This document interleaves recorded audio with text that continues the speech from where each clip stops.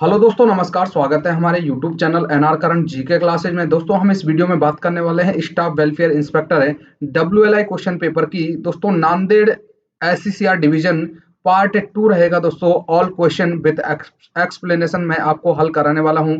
दोस्तों, ये पेपर बहुत ही अच्छा पेपर है और दोस्तों ये थोड़ा सा मॉडरेट टाइप का पेपर है, तो आप इस पेपर को हल करेंगे। मैं आपको हर क्वेश्चन के साथ में अलग से कुछ और बताने वाला हूं। तो दोस्तों, आप वीडियो में बने रहिएगा। वीडियो को लाइक करें, शेयर करें और चैनल पर नए हैं तो दोस्तों चैनल पर सब्सक्राइब करके बेल आइकन प्रेस कर दें। तो दोस्तों शुरू करते हैं। South central railway Nanded division 10/10/2023 का दोस्तों मैक्सिमम मार्क 100 है। यहाँ पर कुछ इंस्ट्रक्शन दिए हुए हैं, वो आप पढ़ लीजिएगा।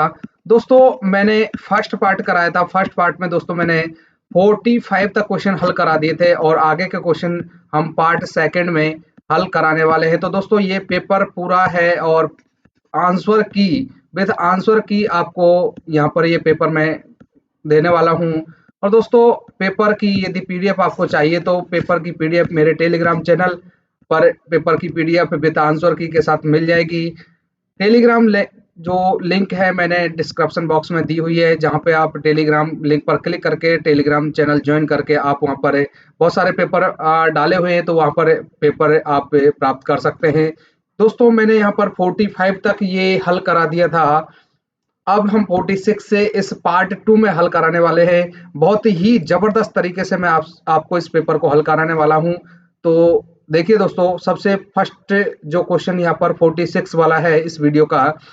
वरिष्ठ प्रशासनिक ग्रेड अधिकारी को ड्यूटी पर यात्रा के लिए मेटल पास के हकदार हैं। यहाँ पर जो पास होते हैं दोस्तों, 3 प्रकार के धातु पास होते हैं, जिसमें स्वर्ण, रजत और कांस्य होते हैं। तो यहाँ पर पूछा गया है वरिष्ठ प्रशासनिक ग्रेड अधिकारी को ड्यूटी पर यात्रा के लिए मेटल पास का जो हकदार होता है वो कौन होता है। तो दोस्तों यहाँ पर रजत रजत जो मेटल पास है उसका हकदार होता है। अब हम पास के बारे में बात करेंगे। दोस्तों, मैं पास के बारे में आपको बता देता हूं कि जो धातु पास होते हैं वो 3 प्रकार के होते हैं, स्वर्ण, रजत और कांस्य। स्वर्ण जो है, गोल्ड जो पास है, वो जैसे सीआरबी है या रेलवे का जो सीईओ है या रेलवे के जो ऑल मेंबर्स हैं, डीजीजीएम, अध्यक्ष और मुख्य कार्यकारी जो अधिकारी हैं रेलवे बोर्ड के, उन सभी को दोस्तों ये स्वर्ण पास मिलता है। रजत पास की बात करें, जो सिल्वर पास होता है, जैसे अप महाप्रबंधक, डीआरएम, एचएजी और एसएजी ग्रेड के जो भी अधिकारी हैं वो उनको दोस्तों यहाँ पर रजत पास दिया जाता है। और ब्रॉन्ज पास की बात करें तो ब्रॉन्ज पास जो एस जी या जेजी ग्रेड या ऑल ग्रुप A+B के जो गजेटेड ऑफिसर हैं उनको दोस्तों ब्रॉन्ज पास यहाँ पर जारी किया जाता है। तो 3 प्रकार के पास होते हैं, स्वर्ण, रजत और ब्रॉन्ज। अब कई बार पूछ लिया जाता है दोस्तों कि इनकी लागत क्या होती है। अगर हम स्वर्ण पास की बात करें तो इसकी जो लागत होती है 26,113 रुपये होती है। रजत पास की बात करें तो ये 4964 रुपये होती है। और कांस्य पास की बात करें तो ये 4960 रुपये दोस्तों इसकी लागत होती है। तो ये 3 तरह के पास मैंने आपको बताए। अगला क्वेश्चन देखते हैं, क्वेश्चन नंबर 46 से। अन्य शर्तों के अधीन लापता रेलवे कर्मचारियों के बच्चों के मामले में अनुकंपा नियुक्ति को लापता होने की तारीख से डैश वर्ष की समाप्ति के बाद विचार किया जा सकता है। तो दोस्तों यहाँ पर 2 वर्ष की समाप्ति के बाद विचार किया जा सकता है। Option B is right answer कि यदि कोई रेलवे कर्मचारी लापता हो जाता है तो उनके बच्चों के अनुकंपा के मामले में 2 वर्ष की समाप्ति के बाद विचार किया जा सकता है। 48 नंबर देखिए, उस समय में जब पदोन्नति पर न्यूनतम 2 वर्ष की सेवा की शर्त को पूरा करना होगा तो ऑप्शन ए में परीक्षा में शामिल होना, आवेदन की स्थिति, ऐसी कोई शर्त नहीं, वास्तविक पदोन्नति के समय। तो ऑप्शन डी यहाँ पर दोस्तों सही हो जाएगा। ऑप्शन डी यहाँ पर सही हो जाएगा, वास्तविक पदोन्नति के समय, at the time of actual promotion. Option D is a right answer. अगला क्वेश्चन देखते हैं 49। खतरे एवं कठिनाई भत्ते जो रिस्क अलाउंस बोलेंगे दोस्तों के संबंध में निम्नलिखित कथनों पर विचार करें। रेल पथ अनुरक्षक 1, 2, 3 और 4 भत्ते के लिए पात्र हैं। तो दोस्तों ये पात्र होते हैं, ये राइट हो जाएगा। जो भत्ता है वो कितना होता है, 2750। तो दोस्तों ये गलत हो जाएगा। तीसरे में देखिए, निर्माण संगठन में काम करने वाले रेल पथ अनुरक्षक पात्र नहीं है, तो ये राइट हो जाएगा। ये गलत क्यों हुआ है दोस्तों, कि जो भत्ता है, मैं आपको बता दूं कि लेवल 8 तक जो भत्ता होता है 3375 रुपए, 3375 रुपए, और लेवल 9 के बाद ऊपर तक 4250 रुपए दोस्तों ये भत्ता मिलता है। इसलिए दोस्तों यहाँ पर 1 और 3 सही है। 1 और 3 सही वाला ऑप्शन दोस्तों यहाँ पर है, केवल 1 और 3 सही, option C is right answer यहाँ पर हो जाएगा। अगला क्वेश्चन देखते हैं, क्वेश्चन नंबर 50 से। क्वेश्चन नंबर 50 में देखिए दोस्तों, क्वेश्चन नंबर 50, एक वित्तीय वर्ष में एक जोन के लिए ग्रुप सी रेलवे सेवा में सांस्कृतिक कोटा के तहत कितने उम्मीदवारों की भर्ती की जा सकती है। 50 नंबर, तो 2 उम्मीदवारों की, सांस्कृतिक कोटा के अंतर्गत कितने उम्मीदवारों की भर्ती की जा सकती है।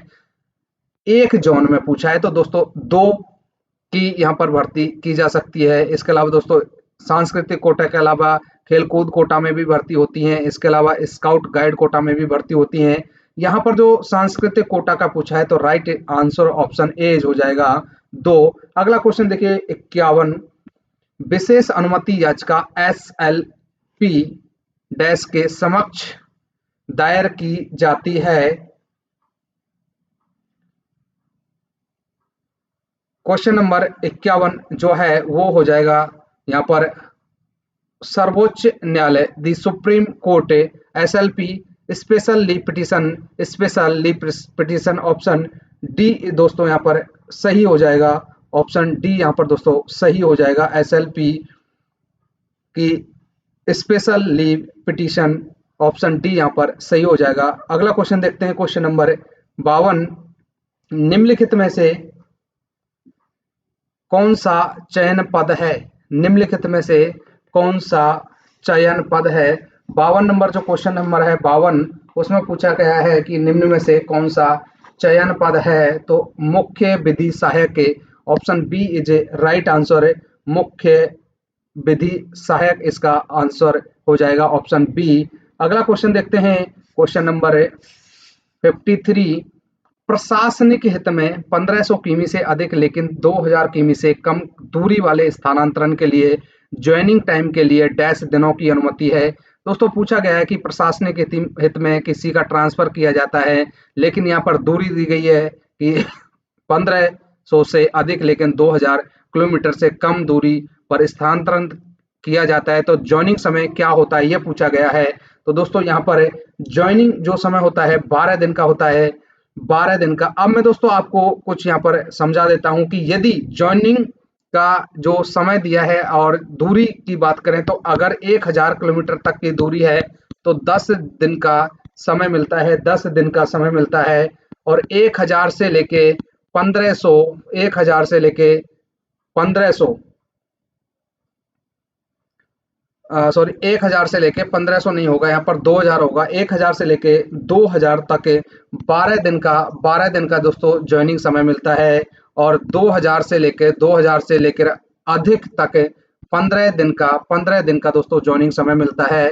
यदि दोस्तों यात्रा हवाई जहाज से की है और 2000 से अधिक दूरी है तो 12 दिन का समय लगेगा। चारों पॉइंट दोस्तों आप समझिए कि यदि 1000 किलोमीटर तक दूरी है तो 10 दिन, 1000 से 2000 के बीच में है तो 12 दिन, 2000 से अधिक है तो 15 दिन। लेकिन दोस्तों यहाँ पर कंडीशन है कि आपकी दूरी 2000 किलोमीटर से अधिक है और आप हवाई जहाज से यात्रा करते हैं, तो दोस्तों आपको 12 दिन का ज्वाइनिंग टाइम दिया जाएगा। और जो बचा हुआ टाइम है, बचा हुआ टाइम का मतलब कि जैसे आप हवाई जहाज से गए तो एक ही दिन में पहुंच जाओगे, और बाकी जो समय है वो आपकी जो छुट्टियां हैं उनमें जोड़ दिया जाएगा, LAP में जोड़ दिया जाएगा। तो इसका जो राइट आंसर है option B is right answer है, क्वेश्चन नंबर 53। अगला देखते हैं क्वेश्चन नंबर 54, निम्नलिखित पर विचार करें, निम्न पर विचार करें। लेवल 1 रेलवे कर्मचारियों की कुछ शर्तों के अधीन टाइप 2 रेलवे क्वार्टर आवंटित किए जा सकते हैं। हाँ दोस्तों, किए जा सकते हैं। अनुसूचित जाति या अनुसूचित जनजाति रेलवे कर्मचारियों को आवश्यक पूल श्रेणी में टाइप 3 रेलवे क्वार्टर के आवंटन में 5% का आरक्षण प्राप्त है। तो दोस्तों आरक्षण प्राप्त नहीं है। ऑप्शन 1 ही सही है और C is a right answer है। Option C is a right answer है। अगला क्वेश्चन देखते हैं, क्वेश्चन नंबर 55। न्यूनतम वेतन अधिनियम डैश वर्ष में पारित हुआ। न्यूनतम वेतन अधिनियम 1936 में दोस्तों ये पारित हुआ। न्यूनतम वेतन अधिनियम 1936 में, यहाँ पर 1948 दिया है, तो 1948 में दोस्तों न्यूनतम वेतन अधिनियम प्रभावी हुआ था 15 मार्च 1948 को। 15 मार्च 1948 को इस नियम को 1946 में पास किया गया था और प्रभावी दोस्तों किया गया था 15 मार्च 1948 को। इसमें दोस्तों न्यूनतम वेतन अधिनियम जो था उसमें कि एक पारी में अधिकतम आप 12 घंटे काम करवा सकते हैं और 12 घंटे में दोस्तों आपको रेस्ट का समय दिया जाएगा। प्रतिदिन कार्य का जो अधिकतम 9 घंटे दोस्तों आप काम कर सकते हैं। लगातार कार्य की अगर घंटे की बात करें कि पर डे 5 घंटे पर डे और 5 घंटे, उसके बाद दोस्तों 1/2 मतलब आधा घंटे का आराम दिया जाएगा। सप्ताह की बात करें कि पूरे सप्ताह में दोस्तों आप 48 घंटे तक काम करा सकते हैं। तो यहाँ पर option C is right answer है 55 नंबर का। अगला क्वेश्चन देखिए 56 में पूछा गया है, कथन पूछा गया दोस्तों। कथन में कहा है कि सेवा अनुबंध में अन्यथा प्रदान किए गए अन्य शर्तों के अलावा रेलवे सेवा में प्रशिक्षुओं की सेवाओं को 15 दिन नोटिस देकर समाप्त की जा सकती हैं। तो दोस्तों ये गलत हो जाएगा। दूसरा कथन है यहाँ पर, परिवीक्षाधीन ग्रुप सी रेलवे कर्मचारियों को 1 माह की नोटिस देकर हटाया जा सकता है। हाँ दोस्तों, हटाया जा सकता है। तो केवल यहाँ पर 2 सही हो जाएगा और केवल 2 सही। Option D is a right answer है। ऑप्शन डी दोस्तों यहाँ पर सही हो जाएगा। अगला क्वेश्चन देखते हैं 57। इसमें भी दोस्तों कथन है, निम्नलिखित कथनों पर विचार करें। पहला कथन है, चयन पदों के लिए यदि किसी कर्मचारी ने चयनित पद ग्रहण करने से इनकार कर तो उन्हें भविष्य में 1 वर्ष के लिए पदोन्नति से वंचित कर दिया जाता है। तो राइट हो जाएगा। दूसरा है, 1 वर्ष के अंत में यदि कर्मचारी पद ग्रहण करता है तो उसकी वरिष्ठता उसी पैनल में पहले से पदोन्नत व्यक्तियों से कनिष्ठ हो, भले ही वो पैनल में कहीं भी हो। तो दोनों राइट हो जाएंगे क्योंकि दोस्तों उसने यहाँ पर जो पदोन्नति है वो पदवार बाद में ग्रहण किया है, इसलिए दोस्तों वो कनिष्ठ हो जाएगा। तो यहाँ पर दोनों ही सही हो जाएंगे। दोनों ही यहाँ पर दोस्तों सही हो जाएंगे। Option B is right. 1 और 2 दोनों सही हो जाएंगे। अगला क्वेश्चन देखिए, क्वेश्चन नंबर 58। दोस्तों इस पेपर में कथन वाले बहुत सारे क्वेश्चन दिए हैं, थोड़ा सा मॉडरेट टाइप का ये पेपर था। अगला देखिए 58 कथन है पहला, भारतीय रेल स्थापना मैनुअल वहाँ फर्स्ट के अध्याय 3 पैरा 310 से स्वयं अनुरोध स्थानांतरण मामले से संबंधित है। तो ये दोस्तों 58 की बात है, तो यहाँ पर ये गलत है। अगला देखिए, भारतीय रेल स्थापना मैनुअल वहाँ के अध्याय 3 पैरा 311 प्रशासनिक आधार पर कर्मचारियों के स्थानांतरण मामलों में संबंधित है। तो ये राइट हो जाएगा।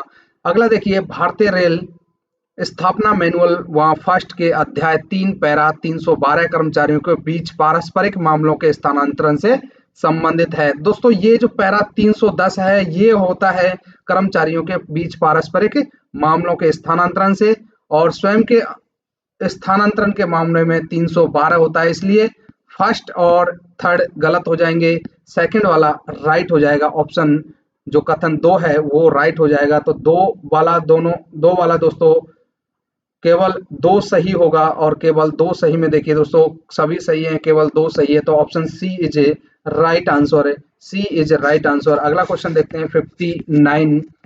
59 में वही कथन वाला है, निम्नलिखित कथनों पर विचार करें। चिकित्सा विकोटीकृत कर्मचारियों को उनकी पुनः तैनाती पर सेवा और वरिष्ठता में पूरा लाभ मिलता है, तो ये राइट हो जाएगा। अधिशेष कर्मचारियों को उनके पुनर्योजन पर उनकी वरिष्ठता के उद्देश्य से पिछली इकाई में पिछली सेवा के लिए पात्र नहीं है, तो दोस्तों ये भी राइट हो जाएगा। दोनों ही सही होंगे, एक और दो दोनों सही हैं, तो यहाँ पर option A is a right answer. Option A right answer हो जाएगा, बोथ 1 एंड 2 करेक्ट। अगला देखते हैं दोस्तों, क्वेश्चन नंबर 60। क्वेश्चन नंबर 60 में पूछा है, सरदार वल्लभ भाई पटेल की जयंती को राष्ट्रीय एकता दिवस के रूप में मनाया जाता है, तो यहाँ पर सरदार वल्लभ भाई पटेल की जयंती को पूछा गया है, तो ये 31 अक्टूबर को मनाई जाती है। Option B is right answer हो जाएगा, 31 अक्टूबर को ये सरदार वल्लभ भाई पटेल की जयंती मनाई जाती है और उसको राष्ट्रीय एकता दिवस के रूप में मनाया जाता है। अगला क्वेश्चन, क्वेश्चन नंबर 61। HOER के तहत रेल सेवक के वर्गीकरण के प्रति याचिका को उसके विज्ञापन के प्रकाशन के डैश दिनों में की जा सकती है, तो डैश दिनों में की जा सकती है 90 दिनों में। Option C is right answer. HOER यहाँ पर दोस्तों है, HOER की कभी कभी फुल फॉर्म पूछ ली जाती है, तो हॉवर्स ऑफ एम्प्लॉयमेंट रेगुलेशन, ये इसकी फॉर्म होती है, हॉवर्स ऑफ एम्प्लॉयमेंट रेगुलेशन। एक होता है दोस्तों HWPR, hours of work and period of rest rule, hours of work and period of rest, ये दोस्तों है, और ये रूल है दोस्तों 2005 का दोस्तों ये रूल है। इसमें दोस्तों कर्मचारियों को इस रूल के अंतर्गत 4 श्रेणियों में बांटा गया है। थोड़ा सा मैं इसको मिटा देता हूं दोस्तों कि कर्मचारियों को यहाँ पर 4 श्रेणी कौन कौन सी है। पहली दोस्तों होती है इंटेंसिव, मैं यहाँ पर लिख देता हूँ इंटेंसिव, जिसको गहन बोलते हैं। दूसरी होती है दोस्तों निरंतर होती है, जिसको कंटिन्यूअस बोलते हैं। तीसरी होती है दोस्तों आवश्यक रूप से विरामी, जिसको दोस्तों एसेंशियल इंटरमिटेंट बोलते हैं। और चौथी होती है दोस्तों अपवर्जित, जिसको एक्सक्लूडेड बोलते हैं, एक्सक्लूडेड। मैंने दोस्तों इन चारों को, जो पार्ट 1 था उसमें भी एक ऐसा क्वेश्चन आया था, उसमें बहुत अच्छी तरीके से समझाया, तो आप पार्ट 1 भी देखें एक बार, बहुत अच्छे तरीके से उसमें मैंने पेपर को हल कराया है। यहाँ पर दोस्तों मैंने आपको चारों कैटेगरी बता दी है कि चारों कैटेगरी में HOER में रूल जो 2005 है उसमें कर्मचारियों को 4 भागों में बांटा गया है, जिसमें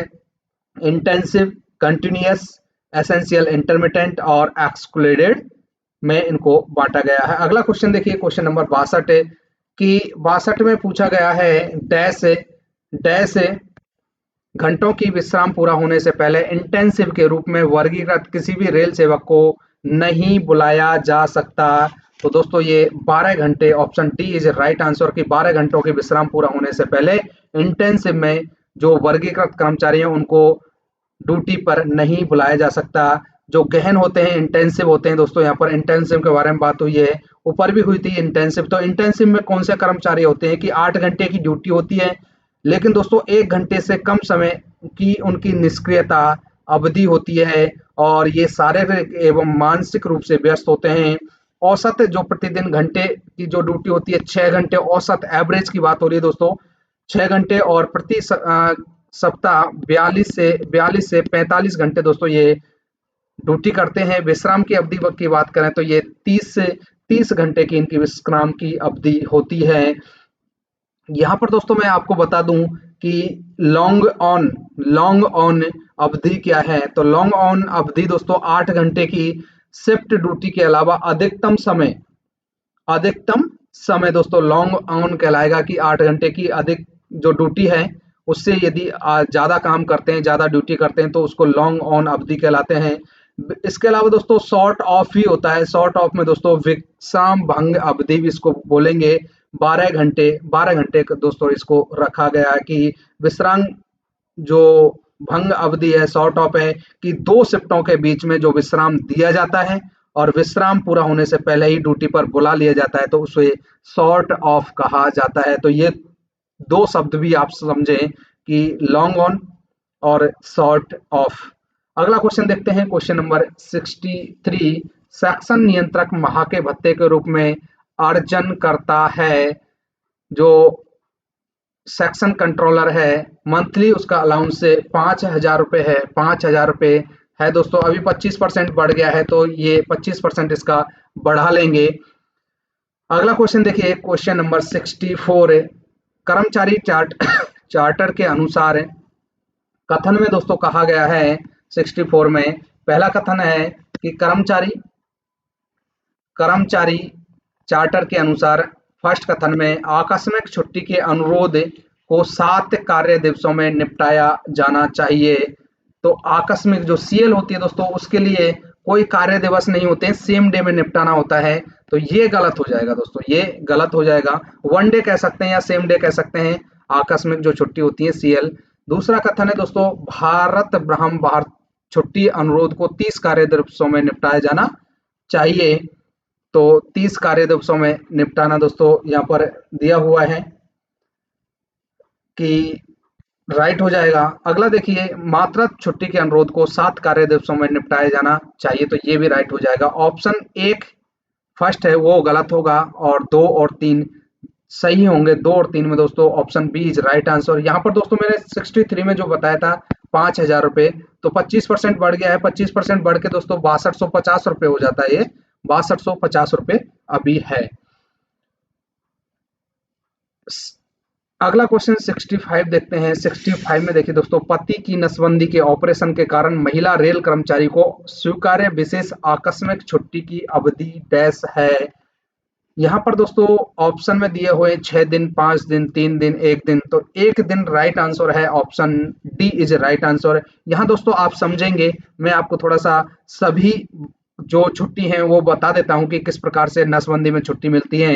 पुरुष कर्मचारी है, यदि कर्मचारी पुरुष है तो यदि स्वयं की नसबंदी कराता है, स्वयं की नसबंदी कराता है तो 6 दिन का दोस्तों उसको छुट्टी मिलती है। लेकिन 6 दिन दोस्तों रविवार और जो छुट्टी के दिन है उनको काउंट नहीं किया जाएगा, ये इनको छोड़कर 6 दिन की छुट्टी मिलती है। यदि कर्मचारी पुरुष है, स्वयं की नसबंदी 6 दिन मिलेंगे और पत्नी की यदि नसबंदी कराते हैं तो 7 दिन का छुट्टी उसको मिलेगा, पुरुष कर्मचारी को। अब बात करें दोस्तों, महिला कर्मचारी है, महिला कर्मचारी है, यदि स्वयं का दोस्तों नसबंदी होती है तो उसमें 14 दिन का छुट्टी मिलता है। 14 दिन में दोस्तों रविवार और छुट्टियों के दिनों को छोड़कर दोस्तों 14 दिन मिलेंगे। और यदि पति की नसबंदी होती है उसमें दोस्तों 1 दिन का समय दिया जाएगा। दोनों समझे दोस्तों। यदि पुरुष कर्मचारी है तो स्वयं की नसबंदी में 6 दिन और छुट्टी के दिनों को छोड़कर, जिसमें रविवार भी शामिल होगा। पत्नी की नसबंदी कराई जाए, पुरुष कर्मचारी है, 7 दिन मिलेंगे। यदि कर्मचारी महिला है, स्वयं की नसबंदी 14 दिन छुट्टियों को छोड़कर, और पति की नसबंदी के लिए 1 दिन का समय मिलेगा। अगला क्वेश्चन देखते हैं, क्वेश्चन नंबर 66 से, निम्नलिखित में से कौन सी श्रेणी क्षैतिज आरक्षण के अंतर्गत नहीं आती है। क्षैतिज आरक्षण, जो क्षैतिज आरक्षण है का जो मतलब होता है कि ऊर्ध्वाधर श्रेणी, जैसे एसटी, एससी, ओबीसी, इनको ऊर्ध्वाधर श्रेणी बोलेंगे दोस्तों, के अलावा ये जो आरक्षण होगा, जैसे महिलाओं में ट्रांसजेंडर समुदाय, विकलांग या एक्स सर्विसमैन जैसे लाभार्थियों को दोस्तों ये समान अवसर क्षैतिज आरक्षण में होता है। यहाँ पर दोस्तों पूछा गया है कि निम्नलिखित में से कौन सी श्रेणी क्षैतिज आरक्षण के अंतर्गत नहीं आती है। तो दोस्तों ईडब्ल्यूएस नहीं आती है, इकोनॉमिकली वीकर सेक्शन, ईडब्ल्यूएस की फुल फॉर्म है। यहाँ पर दोस्तों सीसीएए, पीडब्ल्यूबीडी और एक्स सर्विसमैन तीनों ही आते हैं, लेकिन ईडब्ल्यूएस नहीं आता है। सीसीए दोस्तों कोर्स कंप्लीटेड एक्ट अप्रेंटिस इसको बोलते हैं, फुल फॉर्म है course completed act apprentice. CCA, PWD जो दिव्यांग है, एक्स सर्विसमैन जो आर्मी से रिटायरमेंट हो जाते हैं वो एक्स सर्विसमैन। तो तीनों दोस्तों यहाँ पर क्षैतिज आरक्षण में दोस्तों रहेंगे, लेकिन ईडब्ल्यूएस दोस्तों ऊर्ध्वाधर श्रेणी का आरक्षण रहेगा। अगला क्वेश्चन देखिए, क्वेश्चन नंबर 67 मंडल कर्मचारी लाभ निधि समिति में शामिल है। मंडल कर्मचारी लाभ निधि में शामिल है। तो दोस्तों यहाँ पर देखते हैं वरिष्ठ मंडल कार्मिक अधिकारी अध्यक्ष के रूप में, तो ये दोस्तों अध्यक्ष के रूप में नहीं होता है। अपर मंडल रेल प्रबंधक द्वारा नामित एक अधिकारी, दोस्तों ये भी नहीं, अपर मंडल रेल प्रबंधक द्वारा, तो ये राइट होता है। और प्रत्येक मान्यता प्राप्त यूनियन के 2 प्रतिनिधि, तो ये गलत होगा। चौथे में दोस्तों वरिष्ठ मंडल कार्मिक अधिकारी द्वारा नामित एक कल्याणकारी निरीक्षक सचिव के रूप में कार्य करता है। उपरोक्त दोनों कथनों में से कौन सा सही है? सही है, ये पूछा गया है। तो यहाँ पर दोस्तों ऑप्शन 2 जो मंडल रेल प्रबंधक द्वारा नामित एक अधिकारी, इसके अलावा ऑप्शन 4 में कहा गया है कि वरिष्ठ मंडल कार्मिक अधिकारी द्वारा नामित एक कल्याणकारी निरीक्षक सचिव के रूप में कार्य करता है। तो ऑप्शन 2 और 4 ये सही है, और ये दोस्तों सही है।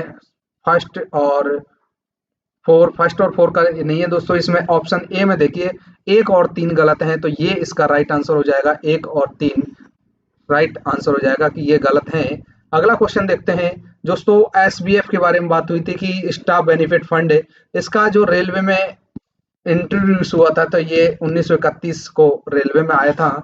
अगला क्वेश्चन देखते हैं 68।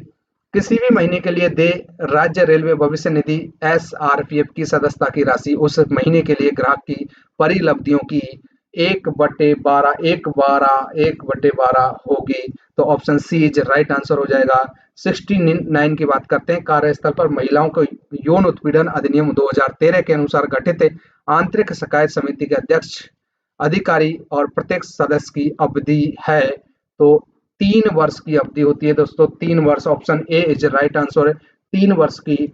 महिलाओं से यौन संबंधित जो उत्पीड़न से संबंधित जो रूल है दोस्तों 3C है। 3C के अंतर्गत दोस्तों आता है कि अधिनियम 2013 होता है, उसका उद्देश्य कि कार्यस्थल पर महिलाओं के यौन उत्पीड़न से संबंधित दोस्तों यह है कि घटनाओं को रोकना है। अधिनियम 2013 का जो उद्देश्य है कि कार्यस्थल पर महिलाओं के यौन उत्पीड़न को रोकना।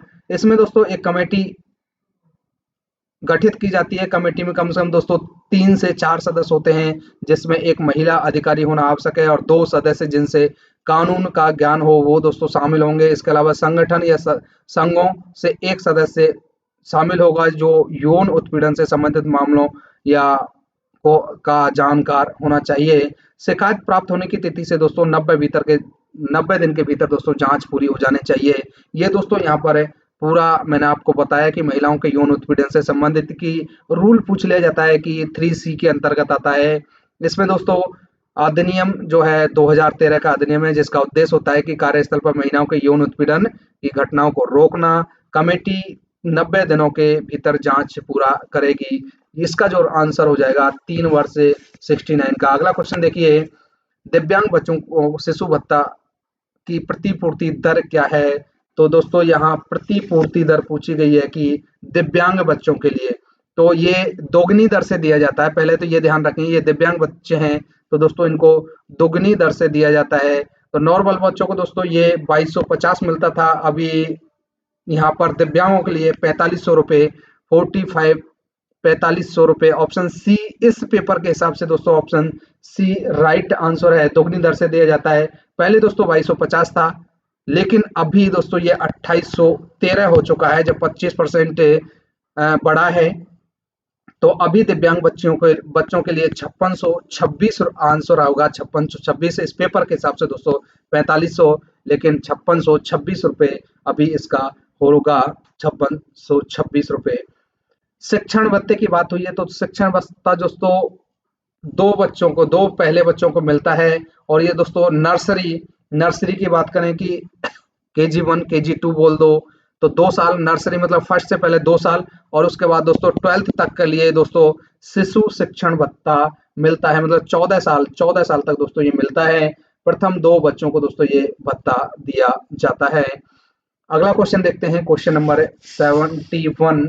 MSAPS लाभ प्रदान करने के लिए कर्मचारियों की स्क्रीनिंग समय सारणी क्या है? तो दोस्तों ये समय सारणी होती है जनवरी या जुलाई का पहला सप्ताह। Option C is right answer हो जाएगा। MACPS जो लाभ प्रदान करने के लिए कर्मचारियों की स्क्रीनिंग की जो समय सारणी है, जनवरी या जुलाई का पहला सप्ताह। MACPS की जो फुल फॉर्म है दोस्तों, मैं आपको बता देता हूँ कि modified assured career progression scheme, ये इसकी फुल फॉर्म होती है। इसकी शुरुआत जो हुई थी दोस्तों 1 सितंबर 2008 से इसकी शुरुआत हुई थी। पूरी सेवा काल में दोस्तों आपको 3 MACPS दिए जाएंगे, 3 वित्तीय लाभ दिए जाएंगे हर 10 साल में, 10 साल, 20 साल और 30 साल, इस प्रकार से दोस्तों ये लाभ दिए जाएंगे। 3 लाभ होंगे दोस्तों। ये कोई यहाँ पर पदोन्नति नहीं है, केवल ये वित्तीय लाभ हैं। तो यहाँ राइट आंसर हो जाएगा ऑप्शन सी। अगला क्वेश्चन देखिए 72 कि निम्न पर विचार करें। कथन दिया हुआ है, कथन में अनुकंपा भत्ता सामान्यतः बर्खास्त या हटाए गए कर्मचारियों को दिया जाता है। यदि कर्मचारी चाहे तो उसे अनुशासनात्मक प्राधिकारी द्वारा प्रदान किया जा सकता है। तो दोस्तों ये सही हो जाएगा कि अनुकंपा भत्ता सामान्यतः बर्खास्त या हटाए गए कर्मचारियों को दिया जाता है। यदि कर्मचारी चाहे तो उसे अनुशासनात्मक प्राधिकारी द्वारा प्रदान किया जा सकता है। दूसरे में कहा गया है कथन में स्वीकृत अनुकंपा भत्ता 9,000 से कम नहीं होगा। तो दोस्तों ये भी राइट हो जाएगा।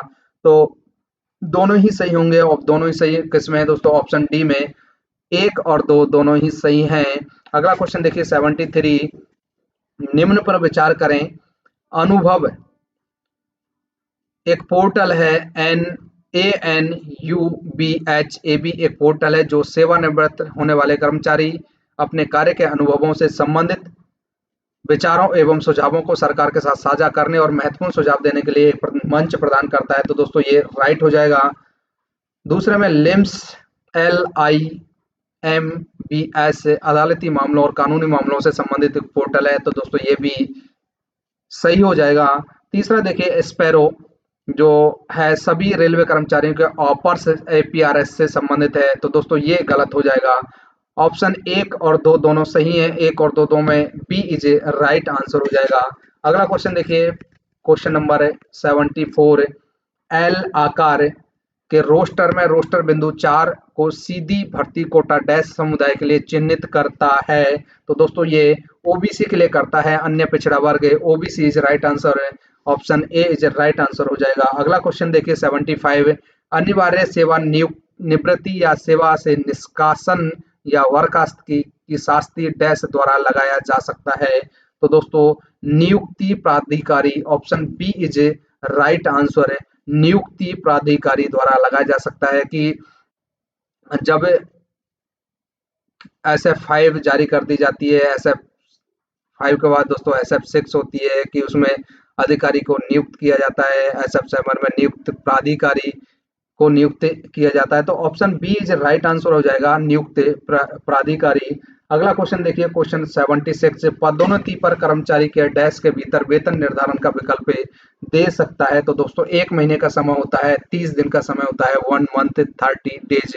अगला क्वेश्चन 77, 5 वर्ष की सेवा काल पूरा होने के बाद 7th CPC के लेवल 5 के कर्मचारी को 3 सेटों की सुविधा पास डैश श्रेणी में जारी किया जा सकता है।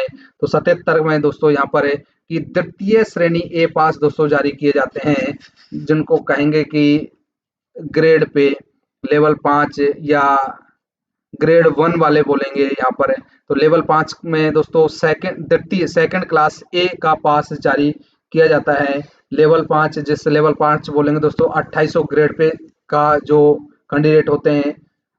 इसमें दोस्तों मैं पासों के बारे में बता देता हूं कि पास किस हिसाब से दिए जाते हैं। द्वितीय श्रेणी A पास, द्वितीय श्रेणी A पास जो जारी किया जाता है, जिसमें राजपत्रित अधिकारी होते हैं ग्रुप A प्लस बी के, उनको दोस्तों प्रथम श्रेणी A पास जारी किया जाता है। प्रथम श्रेणी A पास जारी किया जाता है।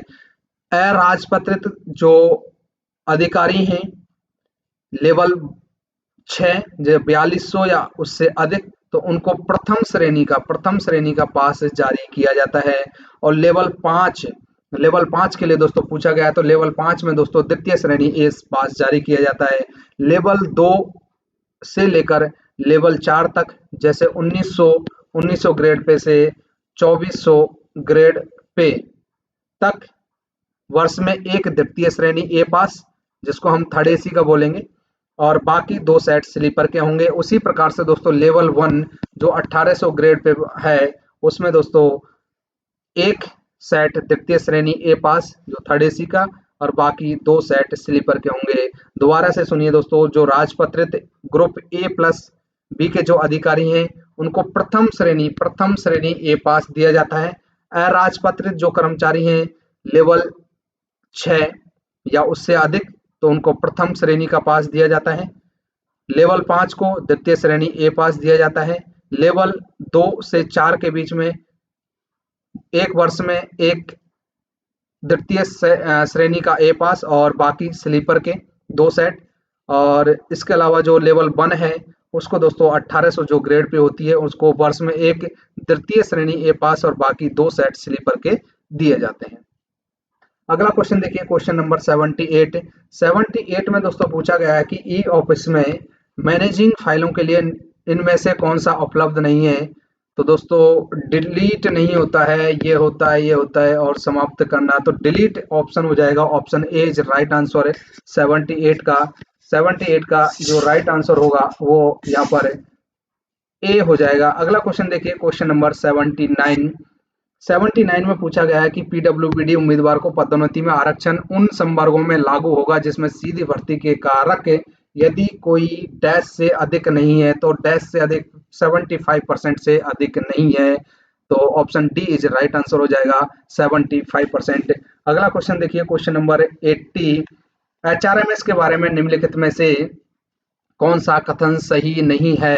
एचआरएमएस के बारे में कौन सा कथन सही नहीं है। एचआरएमएस आईपीएएस का संशोधित नाम है।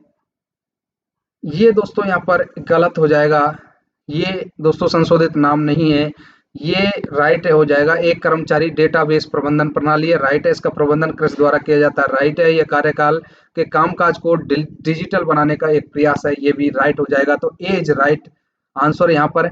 राइट का मतलब कि ये कथन सही नहीं है। एचआरएमएस दोस्तों human resource management system, human resource management system कई बार पूछ लिया जाता है। एचआरएमएस की फुल फॉर्म क्या है। एचआरएमएस, एच से ह्यूमन, आर से रिसोर्स, एम से मैनेजमेंट और एस से सिस्टम, जिसको हिंदी में बोलते हैं मानव संसाधन प्रबंधन प्रणाली। मानव संसाधन प्रबंधन प्रणाली, इसको रेलवे में जो लॉन्च किया था दोस्तों, ये 26 नवंबर 2020 से 26 नवंबर 2020 को इसको लॉन्च किया गया था। यहाँ पर दोस्तों आई पास पूछा है, तो आई पास की भी फुल फॉर्म मैं आपको बता देता हूँ। इंटीग्रेटेड पे रोल एंड अकाउंटिंग सिस्टम, जिसको हिंदी में बोलते हैं एकीकृत पैरोल और लेखा प्रणाली, आई पास की फुल फॉर्म होती है। एचआरएमएस की आपको फुल फॉर्म मैंने बताई है, ह्यूमन रिसोर्स मैनेजमेंट सिस्टम, मानव संसाधन प्रबंधन प्रणाली। लॉन्च हुआ था 26/11/2020 को। राइट आंसर यहाँ पर दोस्तों हो चुका है अपना ए, कि ये नहीं होता है, सत्य नहीं है। अगला क्वेश्चन देखिए, क्वेश्चन नंबर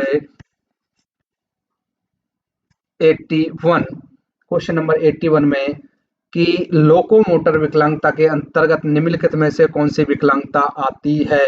तो दोस्तों लोकोमोटर का मतलब है कि जो चल विकलांगता होती है, चलन संबंधी जो विकलांगता होती है, वो लोकोमोटिव में आती है, जिसमें कुष्ठ रोग से ठीक हुआ व्यक्ति भी हो सकता है, बोनापन, एसिड अटैक पीड़ित व्यक्ति, ये सभी होंगे दोस्तों, ये सभी। तो option D is right answer हो जाएगा। अगला क्वेश्चन देखिए, क्वेश्चन नंबर 82, कर्मचारी के वेतन को संरक्षित किया जाएगा जब अपने स्वयं के अनुरोध पर स्थानांतरण निचले पद पर हो, बशर्ते उसने डैश की न्यूनतम सेवा पूरी कर ली हो। तो दोस्तों 1 वर्ष की न्यूनतम सेवा पूरी कर ली हो, तो कर्मचारी के वेतन को संरक्षित किया जाएगा, और अपने स्वयं के अनुरोध पर स्थानांतरण निचले पद पर हो, तो 1 वर्ष का दोस्तों न्यूनतम सेवा पूरी कर ली हो, तो option B is right answer हो जाएगा।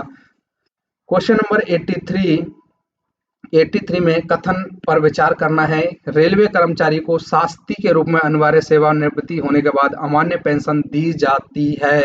तो दोस्तों ये गलत है कि पेंशन बर्खास्त किया है दोस्तों उसको, कि अनिवार्य सेवानिवृत्ति यहाँ पर दी है तो अमान्य पेंशन गलत हो जाएगा। अगला देखिए दोस्तों, मेडिकल बोर्ड द्वारा रेलवे सेवा की किसी भी श्रेणी के लिए अयोग्य घोषित किए गए कर्मचारी को सामान्य पेंशन दी जाती है, तो ये राइट हो जाएगा। तीसरा है दोस्तों इसमें, स्थायी पद की समाप्ति के होने के बाद सेवानिवृत्त कर्मचारी को मुआवजा पेंशन दी जाती है, तो ये दोस्तों यहाँ पर गलत हो जाएगा। ऑप्शन यहाँ पर केवल 2 सही है, तो केवल 2 सही में बी है, ऑप्शन सेकंड सही राइट आंसर होगा। अगला क्वेश्चन देखिए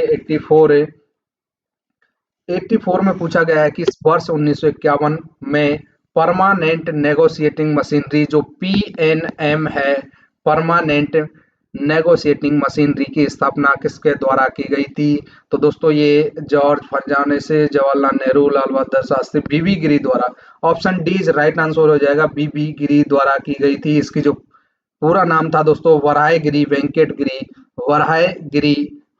गिरी, बीबी गिरी, वराहगिरी वेंकट गिरी।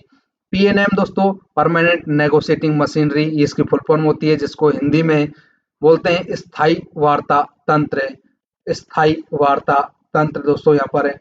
ये बीबी गिरी की बात हो रही है दोस्तों, तो बीबी गिरी भारत के चौथे राष्ट्रपति थे और इनका कार्यकाल रहा था दोस्तों 24 अगस्त 1969 से लेके दोस्तों 24 अगस्त 1974 तक दोस्तों ये भारत के चौथे राष्ट्रपति रहे थे। और इनको दोस्तों 1975 में भारत रत्न से भी सम्मानित किया गया है। ये दोस्तों उपराष्ट्रपति भी रह चुके हैं, तीसरे नंबर के उपराष्ट्रपति रहे हैं दोस्तों ये 13 मई दोस्तों 1967 से लेकर 3 मई 1969 तक दोस्तों ये भारत के तीसरे नंबर के उपराष्ट्रपति भी रह चुके हैं, बीबी गिरी, डॉक्टर बीबी गिरी। पीएनएम की दोस्तों यहाँ पर स्थापना इन्होंने की थी, तो option D is right answer हो जाएगा। अगला देखिए 85 क्वेश्चन नंबर 85, किसी रेलवे कर्मचारी की अधिवर्षता पर 44,000 की पेंशन राशि स्वीकृत की जाती है। पेंशन के एक राशिदान की अधिकतम देय राशि क्या होगी? तो दोस्तों एक दान राशि क्या होगी, ये दोस्तों कैलकुलेशन करना है। मैं आपको कैलकुलेशन करके बता देता हूँ दोस्तों। वीडियो थोड़ी लंबी होती है, लेकिन मैं यहाँ पर आपको ज़्यादा से ज़्यादा क्वेश्चन हल कराने की कोशिश करता हूँ। थोड़ी सी फास्ट रहता है दोस्तों, फास्ट इसलिए कि ज़्यादा बोर नहीं हो। और अब की बार मैंने दोस्तों 2 पार्ट में ये पेपर हल कराया, क्योंकि ये पेपर काफ़ी लंबा था और अभी भी दोस्तों ये वीडियो काफ़ी लंबी होने वाली है। मैं यहाँ पर दोस्तों 85 को कैलकुलेशन जो करा रहा हूँ 85 का, वो आपको मैं बता देता हूँ कि यहाँ पर जो 44,000 है, 44,000 को दोस्तों 40 से मल्टीप्लाई करेंगे। 40 से मल्टीप्लाई क्यों करेंगे दोस्तों? कम्यूटेशन होता है दोस्तों 40% है, और दोस्तों डिवाइड करेंगे 100 से, तो ये दोस्तों आ जाएगा 17,600 दोस्तों ये आ जाएगा। उसके बाद दोस्तों 17,600 है, उसको दोस्तों एज फैक्टर होता है वो दोस्तों 98.328 ये होता है एज फैक्टर। ये आपको दोस्तों रट लेना है, या मैं आपको बता दूंगा कि 61 का जो एज फैक्टर है वो होता है 8.9194। ये आपको दोस्तों ध्यान रखना ही है, ये आपको ध्यान रखना ही है। तो ये एज फैक्टर हो गया। यहाँ मैंने आपको दोबारा से बता देता हूँ कि जो 44,000 पेंशन राशि स्वीकृत हुई है, 44,000 पेंशन राशि स्वीकृत हुई है, उसको दोस्तों 44,000 को दोस्तों यहाँ पर 40 से मल्टीप्लाई करके दोस्तों 100 का डिवाइड करेंगे, तो दोस्तों ये 17,600 रुपये आ जाएगी। 17,600 को दोस्तों मल्टीप्लाई करेंगे 98.328, इससे मल्टीप्लाई करेंगे, तो मल्टीप्लाई करने पर दोस्तों सही जो आंसर आएगा ये आएगा 17,30,573 रुपये। एज फैक्टर है दोस्तों, ये आपको रट ही लेना है। यहाँ पर मैंने जो 98.328 से जो मल्टीप्लाई किया है ये एज फैक्टर है, राइट आंसर हो जाएगा ऑप्शन बी। अगला क्वेश्चन देखिए, क्वेश्चन ये भी दोस्तों यहाँ पर कैलकुलेशन से रिलेटेड है। एक रेलवे कर्मचारी ने अपनी अधिवर्षता पर अपना निवास स्थान दोस्तों यहाँ पर बदल लिया है, तो वर्तमान निवास स्थान से 20 किमी से कम दूरी, यहाँ पर ध्यान रखना दोस्तों 20 किमी से कम दूरी है, उनका अंतिम मूल वेतन 84,000 है। सीटीजी के रूप में भुगतान की जाने वाली राशि क्या होगी? सीटीजी होता है दोस्तों कंपोजिट ट्रांसफर ग्रांट। यहाँ पर दोस्तों ये थोड़ा सा क्वेश्चन गड़बड़ है। गड़बड़ यह है कि इससे जो मैं पेपर में जो की दी गई है उसमें 67,200 दिया है, लेकिन यहाँ पर दोस्तों 20 किमी से कम दूरी है। 20 किमी से अधिक दूरी होती तो दोस्तों ये 67,200 रुपये सही होता, क्योंकि 20 किमी से अधिक जब दूरी होती है तो सीटीजी 80% दिया जाता है और 84 का 80% दोस्तों 67,200 होता है। यहाँ पर देखिए दोस्तों, सीटीजी अगर 20 किलोमीटर से कम है तो जो 80% सीटीजी है उसका 1/3 1/3 दिया जाता है। 1/3 दिया जाता है। मैं दोबारा से आपको बता देता हूँ। सीटीजी सीटीजी में दोस्तों फुल फॉर्म होती है कंपोजिट ट्रांसफर ग्रांट। यदि 20 किलोमीटर से अधिक दूरी है तो 80% सीटीजी जाएगी, जिसमें दोस्तों एड्रेस प्रूफ मांगा जाएगा। आवेदन के साथ में एड्रेस प्रूफ मांगा जाएगा। यदि 20 किलोमीटर से कम दूरी है तो 80% का 1/3 दोस्तों आपको सीटीजी मिलेगा। उसमें कोई भी एड्रेस प्रूफ की आवश्यकता नहीं होती है, नॉर्मल एक आवेदन देना होता है और आपको दोस्तों वो सीटीजी मिल जाती है। तो यहाँ पर दोस्तों इसको आप कैसे भी समझ लें, इसमें जिस हिसाब से दिया है 67,200 दिया है, यहाँ पर कम नहीं होगा दोस्तों, अधिक होगा, 20 किलोमीटर से अधिक होगा, इसलिए दोस्तों ये 67,200 दिया है। आप इसको समझ लें। अगला क्वेश्चन देखिए 87 भी दोस्तों एक कैलकुलेशन से रिलेटेड है। यहाँ पर एक रेलवे कर्मचारी 15/11/19 को 90 को नियुक्त हुआ। उसका अंतिम मूल वेतन 66,000 रुपये था। सेवानिवृत्ति के समय उनके खाते में 270 दिन की एलएपी और 200 दिन की एचएलएपी थी। उनकी सेवानिवृत्ति के समय दे छुट्टी नगदीकरण कितना होगा? डीए की दर 42% है। दोस्तों यहाँ पर बेसिक दे दिया है मूल वेतन उसका 66,000 रुपये और डीए दिया है दोस्तों 42%।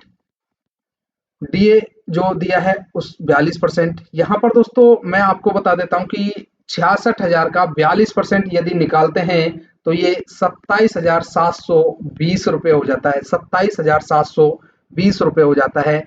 बेसिक में दोस्तों ये जोड़ देंगे, बेसिक में जोड़ेंगे तो ये 93,720 रुपये हो जाएगा। ये तो दोस्तों पर मंथ का दोस्तों डीए और उसका मूल वेतन हो गया पर मंथ। अब दोस्तों इसको 30 से डिवाइड कर देंगे। हमको पर डे निकालना है। 30 से डिवाइड करेंगे तो दोस्तों ये आ जाएगा अपना, यहाँ लिख देता हूँ 3124 रुपये। 3124 रुपये। 3124 को अब हमको दिनों से मल्टीप्लाई करना है कि कितने दिन का पेमेंट यहाँ पर उसको मिलने वाला है। पहले ये देख लेते हैं। पेमेंट मिलेगा दोस्तों 270 दिन तो ये है और 200 एचएलएपी दोस्तों यहाँ पर उसके पास है। 300 का टोटल जो नकदीकरण मिलता है 300 छुट्टियों का मिलता है। यहाँ पर दिनों की संख्या जो कम हो रही है वो दोस्तों 30 दिन कम हो रही है। हम यहाँ पर एचएलएपी से ले लेंगे। एचएलएपी दोस्तों यदि एक लेते हैं तो आधा दिन का ही पेमेंट मिलता है। यहाँ पर 30 लेंगे तो 30 में दोस्तों 15 दिन का ही पेमेंट मिलेगा। इसलिए दोस्तों 270 प्लस 85, 270 प्लस 15 तो 285 दिन का दोस्तों ये पेमेंट मिलेगा। तो यहाँ पर हमारा पर डे का जो पेमेंट आ रहा था वो 3124 रुपये। इसको दोस्तों हम मल्टीप्लाई कर देंगे 285 दिनों से। 285 दिनों से मल्टीप्लाई करने पर 8,90,340 रुपये। Option A is right answer. Option A is right answer. दोबारा से दोस्तों एक बार इसको समझ लें अगर आपको समझ में नहीं आया है। हमको पहले दोस्तों बेसिक उसका 42% डीए निकालना है। तो बेसिक 66,000 है, 42% डीए निकालेंगे तो डीए 42% निकालेंगे तो ये हो जाता है दोस्तों 27,720 रुपये। इसको दोस्तों डीए में जोड़ देंगे। डीए में जोड़ने पर ये टोटल हो जाएगा 93,720 रुपये। ये हमारा टोटल एक महीने का आया। तो एक महीने को दोस्तों हम पर डे में निकालेंगे तो 30 से डिवाइड करेंगे और डिवाइड करने पर दोस्तों ये आ जाएगा 3124। ये पर डे का आ गया। अब हमको दिनों की संख्या में जो कंफ्यूजन होता है वो उसको नहीं करना है। टोटल 270 दिन तो हमारे पास हैं, लेकिन दोस्तों यहाँ पर 30 दिन जो घट रहे हैं, 300 दिन का नकदीकरण मिलता है, 30 दिन घट रहे हैं। हम एचएलएपी से लेंगे, लेकिन दोस्तों एचएलएपी एक दिन की लेते हैं तो आधा दिन का ही पेमेंट मिलता है। हमको 30 एचएलएपी लेनी है तो 15 दिन का मिलेगा, इसलिए 270 प्लस 15 285 दिन का यहाँ पर हमको पेमेंट मिलेगा। इसको दोस्तों मल्टीप्लाई कर देंगे 285 से और ये आ जाएगा 8,90,340 right answer, option A is a right answer. इसको थोड़ा सा मिटा देते हैं, अगले क्वेश्चन पर चलते हैं। क्वेश्चन नंबर 88 में देखिए दोस्तों, मंडल कर्मचारी द्वारा CPGRAMS के तहत की गई अपील का निपटान करने के लिए सक्षम प्राधिकारी कौन है? सक्षम प्राधिकारी अपर महाप्रबंधक होता है दोस्तों, अपर महाप्रबंधक होता है, option D is right answer. कि सीपी जो ग्राम होता है, सीपी ग्राम के तहत की गई अपील का निपटान करने के लिए सक्षम प्राधिकारी है अपर महाप्रबंधक, option D is right answer. अगला क्वेश्चन देखिए 89, लोको पायलट जो माल का मानक मेडिकल फिटनेस है, लोको पायलट जो भी है दोस्तों, चाहे तो माल का है चाहे गुड्स मालगाड़ी से रिलेटेड या फिर अपना बोलेंगे पैसेंजर का है, तो A1 होता है दोस्तों, A1 का मेडिकल होता है, A1 का मेडिकल होता है। जैसे दोस्तों लोको पायलट है, सहायक लोको पायलट है, मोटरमैन है, सेंटर, इनको दोस्तों A1 का होता है। अगर A2 की बात करें तो A2 में दोस्तों जैसे गार्ड है, पॉइंट्समैन है, ASM है, स्टेशन मास्टर है, इसको A2 का मेडिकल होता है। एक दोस्तों PME और होता है, PME आवधिक चिकित्सा परीक्षा होती है दोस्तों। आवधिक जो रेलवे कर्मचारी हैं उनकी आवधिक चिकित्सा परीक्षा भी होती है। Periodical medical examination, PME periodical medical examination, जिसको हिंदी में आवधिक चिकित्सा परीक्षा बोलेंगे। और यहाँ से दोस्तों कई बार क्वेश्चन आता है PME से। PME आपको मैं एक बार समझा देता हूँ कि जो कर्मचारी है 45 साल से तक अगर उसकी उम्र है तो 4 साल में एक बार PME होता है। अगर 45 से लेकर 55 साल तक उम्र है तो 2 साल में एक बार PME होता है। और 55 से अधिक हो जाती है तो हर साल पर ईयर PME होता है। ये दोस्तों कई बार पूछा जाता है, 45 साल पर या 45 से 55 साल या 55 साल, तो 45 साल तक 4 वर्ष में एक बार, 45 से 55 तक 2 साल में एक बार, और 55 से अधिक है तो हर साल दोस्तों ये PME होता है। अगला क्वेश्चन देखिए, NPS ग्राहकों के लिए PPAN ऑफ NPS सब्सक्राइबर, यहाँ पर नंबर पूछे कि जो how many digit are there in PPAN of NPS subscriber से, तो यहाँ पर नंबर दोस्तों पूछ लिए हैं, तो इसमें होते हैं दोस्तों 16 नंबर। PPAN जिसकी फुल फॉर्म मैं आपको बता देता हूं, permanent pension account number, permanent pension account number, एक P से परमानेंट, दूसरे P से पेंशन, A से अकाउंट और N से नंबर। इसमें 16 नंबर होते हैं जिसको स्थायी पेंशन खाता संख्या बोलते हैं, स्थायी पेंशन खाता संख्या इसको बोला जाता है। इसके अलावा दोस्तों इसमें किस प्रकार से ये 16 नंबर जमे होते हैं वो मैं आपको बताता हूँ। प्रथम जो 4 अंक होते हैं, कोई भी 4 अंक होते हैं, कर्मचारी की सेवा में शामिल होने की वर्ष होती है कि कर्मचारी जैसे 1990 में शामिल हुआ है, तो ये दोस्तों प्रथम 4 अंक उसके होंगे। अगला जो पांचवा अंक होगा वो कर्मचारी के सिविल और गैर सिविल मंत्रालय से होगा। इसके अलावा जो अगले 6 अंक होंगे वो दोस्तों PAO कोड से रिलेटेड होंगे। अगले जो 5 अंक होंगे जिनको बोलेंगे 11 से 16 तक, वो दोस्तों कर्मचारी का चालू क्रमांक नंबर होगा, 16 डिजिट का होता है। 16 में मैं आपको बताया कि प्रथम 4 कौन से होते हैं, सेवा में शामिल होने की वर्ष होती है। 5वां कौन सा होता है, कर्मचारी का सिविल या गैर सिविल मंत्रालय से संबंधित कोड होता है। और 6वां जो है, अगले 6 अंक जो होते हैं जैसे 6, 7, 8, 9, 10, 11, ये PAO कोड होते हैं। अगले 5 अंक होते हैं वो कर्मचारी का चालू क्रमांक होता है। इसके अलावा मैं आपको बता देता हूं कि जो पेन नंबर होता है दोस्तों, पेन होता है उसमें 10 अंक होते हैं। उसके अलावा NPS होता है उसमें 11 अंक होते हैं। आधार होता है उसमें 12 अंक होते हैं। इसके अलावा जो प्राण होता है, जो NPS से संबंधित है, प्राण यहाँ पर लिख देता हूँ, उसमें 16 अंक होते हैं। जो IFSC कोड होता है उसमें 11 अंक होते हैं। और उम्मीद होता है, उम्मीद कार्ड, उसमें 12 अंक होते हैं। दोबारा से सुनिए, पैन कार्ड में 10, पीएफ या जो एनपीएस है उसमें 11, आधार में 12, प्राण में 16, आईएफएससी कोड 12 अंक का और उम्मीद कार्ड में 12 अंक होते हैं। क्वेश्चन 90 का जो सही आंसर था पीपीएएन, जो परमानेंट पेंशन अकाउंट नंबर है, उसमें 16 डिजिट होते हैं, 16 डिजिट यहाँ पर दोस्तों होते हैं। अगला देखिए क्वेश्चन नंबर 91, यदि किसी रेलवे कर्मचारी की सेवा के दौरान मृत्यु हो जाती है तो उसकी अर्हता सेवा 10 वर्ष है, उसके परिवार को मृत्यु ग्रेच्युटी की कितनी राशि का भुगतान किया जाएगा? तो दोस्तों ये मूल वेतन का 12 गुना, मूल वेतन का 12 गुना भुगतान किया जाएगा। यदि किसी रेलवे कर्मचारी की सेवा के दौरान मृत्यु हो जाती है, उसकी अर्हता सेवा 10 वर्ष है, तो उसके परिवार को जो मृत्यु ग्रेच्युटी है वो मूल वेतन का 12 गुना दिया जाएगा। अगला देखिए क्वेश्चन नंबर 92, निम्नलिखित में से किस पर आयकर से पूरी तरह छूट प्राप्त है? तो दोस्तों डीसीआरजी पर छूट होती है और छुट्टी नकदीकरण पर भी छूट होती है। ए और बी दोनों इनमें से कोई नहीं, तो ए और बी दोनों सही हो जाएंगे। डीसीआरजी पर भी दोस्तों ये आयकर में पूरी तरह छूट होती है और छुट्टी नकदीकरण में भी दोस्तों ये छूट होती है।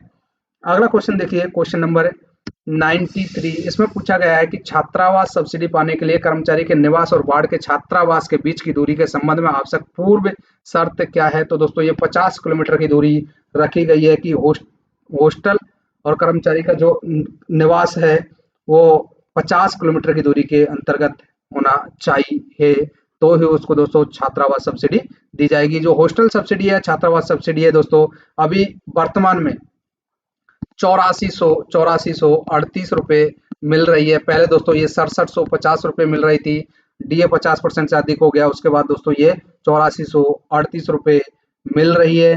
पहले 2 बच्चों को दोस्तों हॉस्टल सब्सिडी दी जाती है। अगला क्वेश्चन 94, मंडल में डीसीआरजी के विलंबित भुगतान पर ब्याज स्वीकृत करने के लिए सक्षम प्राधिकारी कौन है? तो दोस्तों ये होते हैं महाप्रबंधक, जीएम साहब होते हैं कि मंडल में डीसीआरजी किसी कारण से विलंबित हो रहा है तो उस पर ब्याज स्वीकृत करने का जो सक्षम प्राधिकारी है वो है महाप्रबंधक जीएम साहब। अगला क्वेश्चन 95, ट्रेड यूनियन अधिनियम 1926 के अनुसार ट्रेड यूनियन बनाने के लिए न्यूनतम कितने सदस्यों की आवश्यकता होती है? तो दोस्तों ये 7 सदस्य, कम से कम 7 सदस्य एक ट्रेड यूनियन तैयार कर सकते हैं। ट्रेड यूनियन का जो उद्देश्य होता है दोस्तों कि कार्यस्थल पर अपने सदस्य के हितों की रक्षा करना और उन्हें आगे बढ़ाना, ये दोस्तों ट्रेड यूनियन का उद्देश्य होता है। यहाँ पर आंसर हो गया है ऑप्शन 7 की कोई भी ट्रेड यूनियन 1926 है, उसमें बताया गया है कि ट्रेड यूनियन बनाने के लिए न्यूनतम सदस्यों की संख्या 7 होनी चाहिए। अगला क्वेश्चन 96 से, सेवा से हटाए गए कर्मचारी के अनुकंपा भत्ते की अधिकतम राशि क्या दी जाती है? तो अधिकतम राशि क्या दी जाती है? पेंशन का 2/3 ये दी जाती है, ग्रेजुएटी का भी 2/3 दी जाती है। तो दोस्तों ए और बी दोनों सही हो जाएंगे कि अनुकंपा आधार पर कर्मचारी को अनुकंपा की भक्ति की अधिकतम जो राशि है वो ग्रेजुएटी का 2/3 और पेंशन का भी 2/3 दोस्तों दी जाती है। अनुकंपा आधार पर नियुक्ति देने हेतु जो सक्षम प्राधिकारी है वो दोस्तों यहाँ पर जीएम साहब होते हैं। जीएम साहब भी उसमें मैंने आपको बता देता हूँ कैसे कैसे होते हैं कि अनुकंपा आधार पर नियुक्ति देने हेतु जो सक्षम प्राधिकारी हैं उसमें 4200 ग्रेड तक सीधी भर्ती कोटा 25% से अधिक है, तो ऐसे मामलों में जीएम साहब रहेंगे। दोबारा से सुनिए कि 42% तक तथा सीधी भर्ती कोटा 25% से अधिक है, तो ऐसे मामलों में जीएम साहब होंगे। और 4200 से अधिक या सीधी भर्ती कोटा 25% से यदि कम है तो दोस्तों ऐसे मामलों में जीएम की निजी सिफारिश पर रेलवे बोर्ड द्वारा दोस्तों उसको रेलवे बोर्ड को भेजा जाएगा। सिफारिश को जीएम साहब की निजी सिफारिश से रेलवे बोर्ड को भेजा जाएगा। दोनों को समझिए दोस्तों कि जो अनुकंपा आधार पर नियुक्ति देने हेतु सक्षम प्राधिकारी हैं 4200 तक या सीधी भर्ती कोटा 25% से अधिक है तो ऐसे मामलों में जीएम होंगे, और 25% से दोस्तों कम है तो ऐसे मामले में दोस्तों जीएम की निजी सिफारिश से रेलवे बोर्ड को ऐसे मामले को भेजा जाएगा।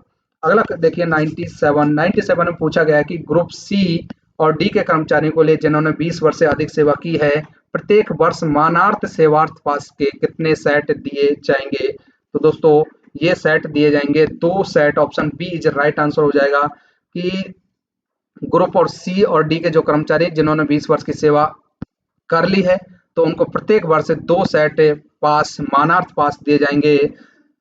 इसके अलावा दोस्तों मैं आपको बता दूं कि राजपत्रित जो अधिकारी हैं जिन्होंने 20 वर्ष की सेवा अधिक पूरी कर ली है तो उनको 3 सेट दिए जाते हैं, और अराजपत्रित कर्मचारी हैं ग्रुप सी और डी के जो कर्मचारी हैं उनको 2 सेट दिए जाते हैं। तो राजपत्रित को 3 और अराजपत्रित को 2 सेट दिए जाते हैं। अगला देखिए 98 है, निम्नलिखित कथनों को पढ़ें और जनशक्ति नियोजन के संबंध में विकल्पों में से सही उत्तर चुनें। पहला है कैडर प्रबंधन, मानव संसाधन नीति, सही जगह पर सही आदमी। तो तीनों ही सही है दोस्तों, कैडर प्रबंधन, मानव संसाधन नीति, सही जगह पर सही आदमी। तो 1, 2, 3 तीनों ही सही होंगे। Option D is right answer हो जाएगा। अगला क्वेश्चन देखिए 99, कर्मचारियों की छुट्टी किस अधिनियम द्वारा प्रदत्त शक्तियों के तहत नामांकित समिति द्वारा तय की जाती है। तो दोस्तों ये किसके द्वारा तय की जाती है, यहाँ पर दोस्तों भारतीय रेलवे अधिनियम इसके द्वारा भी नहीं है, वेतन भुगतान इसके द्वारा भी नहीं है, ट्रेड यूनियन अधिनियम इसके द्वारा भी नहीं है, इनमें से कोई नहीं। Option D is right answer हो जाएगा।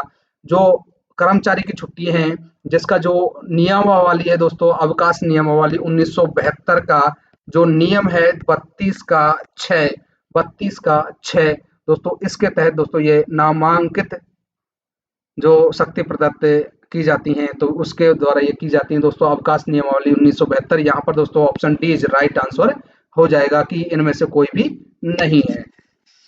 अगला क्वेश्चन देखिए, क्वेश्चन नंबर है 100 नंबर देखिए दोस्तों, चिकित्सा विकोटीकृत मामलों में यदि वैकल्पिक पद प्रदान किया जाता है तो किस स्थिति के अतिरिक्त पद सृजित किया जाता है। तो यहाँ पर देखिए दोस्तों, सेवानिवृत्ति विकोटीकृत की तारीख से सेवानिवृत्त की तारीख तक, तो ये तो नहीं होगा। उसके बाद चिकित्सा विकोटीकृत की तारीख से पुनः तैनाती की तारीख तक ये होगा।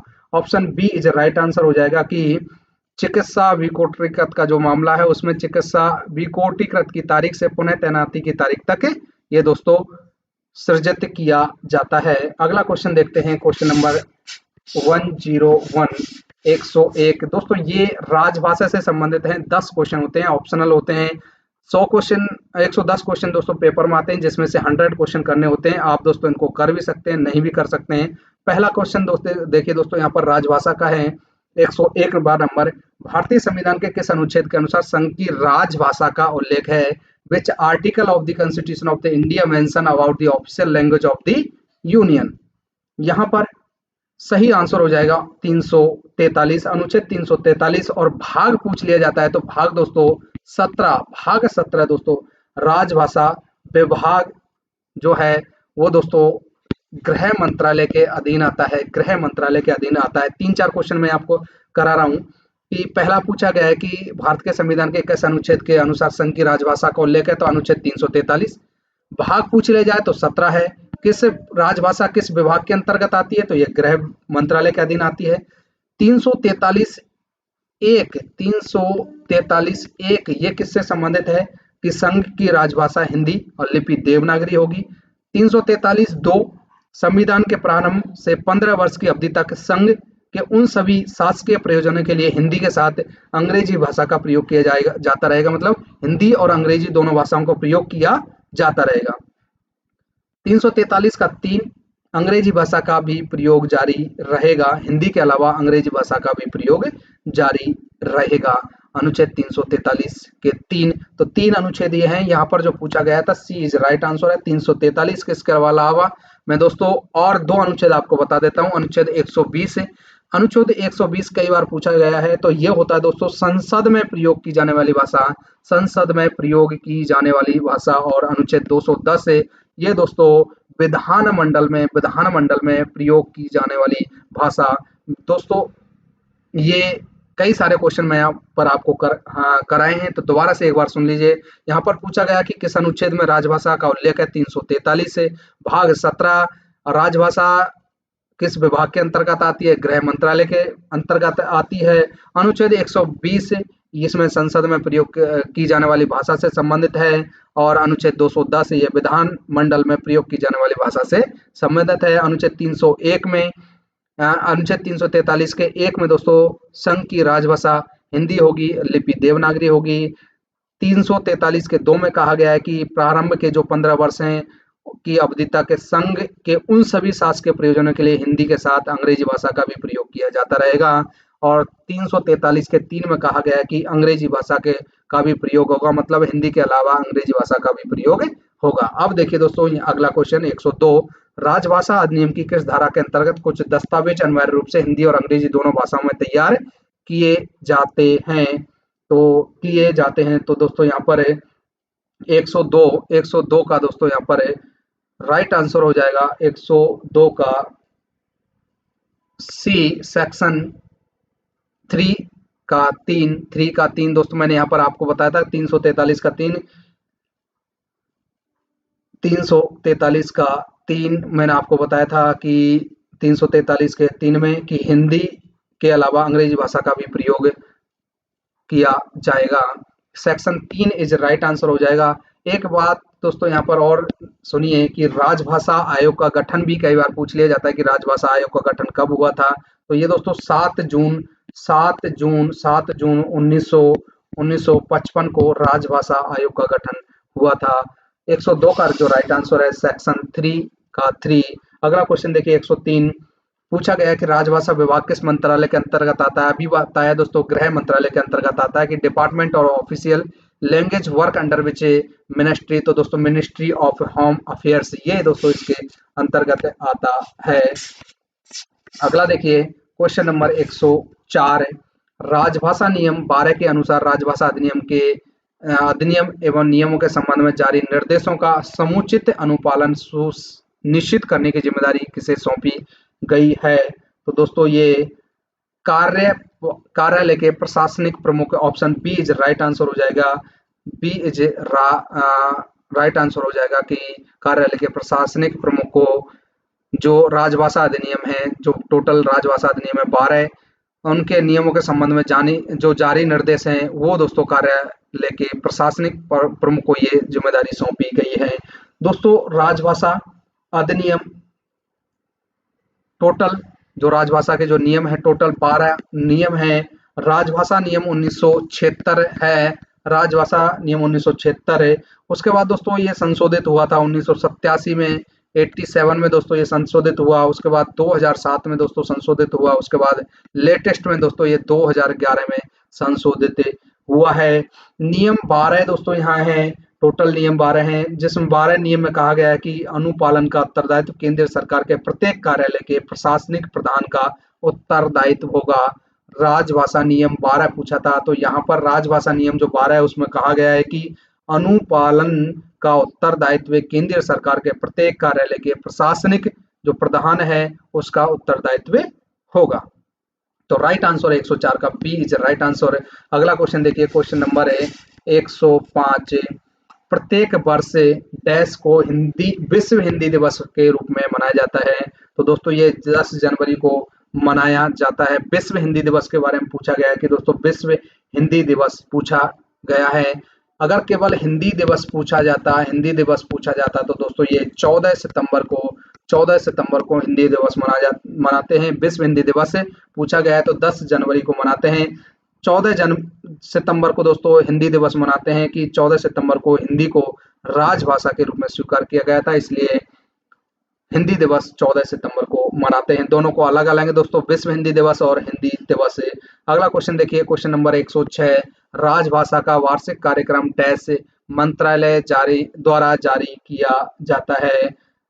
तो ये गृह मंत्रालय द्वारा जारी किया जाता है। गृह मंत्रालय भी दोस्तों यहाँ पर रहेगा गृह मंत्रालय, option D is right answer हो जाएगा गृह मंत्रालय। ऑप्शन डी की annual programme of official language is released by home ministry, option D is right answer. अगला क्वेश्चन देखिए, क्वेश्चन नंबर 107 107 में दोस्तों रेलवे तकनीकी विषयों पर हिंदी में मौलिक पुस्तकें लिखने के लिए डैश योजना शुरू की गई थी? तो दोस्तों ये मौलिक पुस्तकों लिखने के लिए योजना दोस्तों है लाल बहादुर शास्त्री तकनीकी मौलिक पुस्तक लेखन पुरस्कार, दोस्तों ये शुरू की गई थी। तो ऑप्शन बी राइट आंसर हो जाएगा। इसके अलावा दोस्तों भौतिक कथा या कहानी संग्रह या एवं उपन्यास लेखन हेतु जो चलाई गई योजनाएं हैं वो दोस्तों मुंशी प्रेमचंद मुंशी प्रेमचंद। दोबारा से सुनिए, मौलिक कथा या कहानी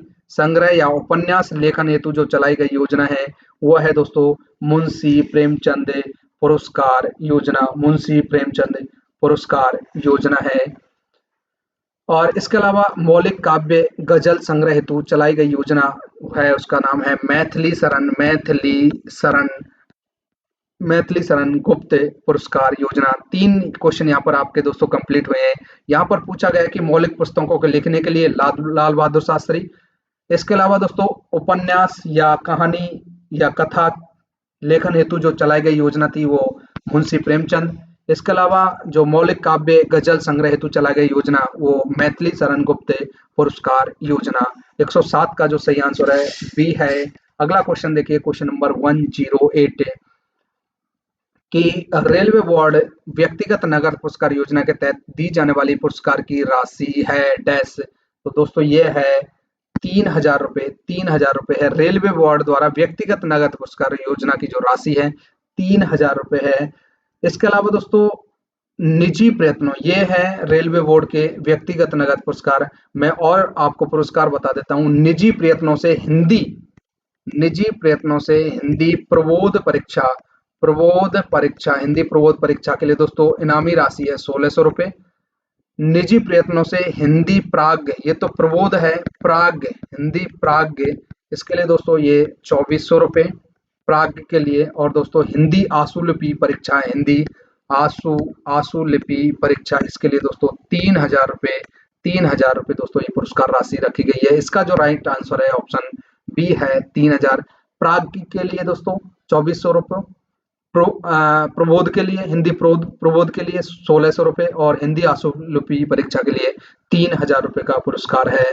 अगला क्वेश्चन देखिए, क्वेश्चन नंबर 109 हिंदी शिक्षण योजना के अंतर्गत प्राग्ञ परीक्षा मैंने आपको ऊपर भी बता दिया है, पर अधिकतम एक मुश्त राशि दोस्तों यहाँ पर दी जाती है 2400 रुपए। Option C is right answer.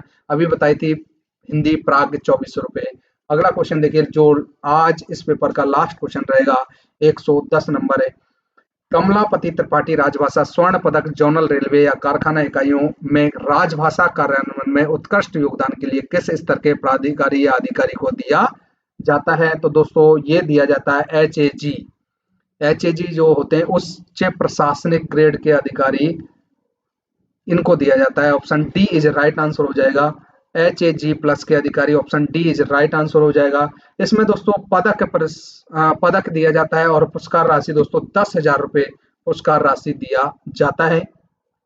इसके अलावा रेल मंत्री राजभाषा रजत पुरस्कार भी होता है दोस्तों, ये स्वर्ण पदक है और रेल मंत्री राजभाषा रजत पदक, इसमें दोस्तों ये दोस्तों दिया जाता है वरिष्ठ प्रशासनिक ग्रेड के अधिकारी। इसमें जो एक पदक होता है और 8,000 रुपए की दोस्तों ये राशि होती है। दोबारा से सुनिए दोस्तों, इसका जो राइट आंसर है कमलापति त्रिपाठी राजभाषा पुरस्कार स्वर्ण पदक है दोस्तों। इसमें उच्च प्रशासनिक जो ग्रेड के अधिकारी हैं उनको दिया जाता है। HAG+ के अधिकारी हैं उसमें एक पदक और 10,000 रुपए।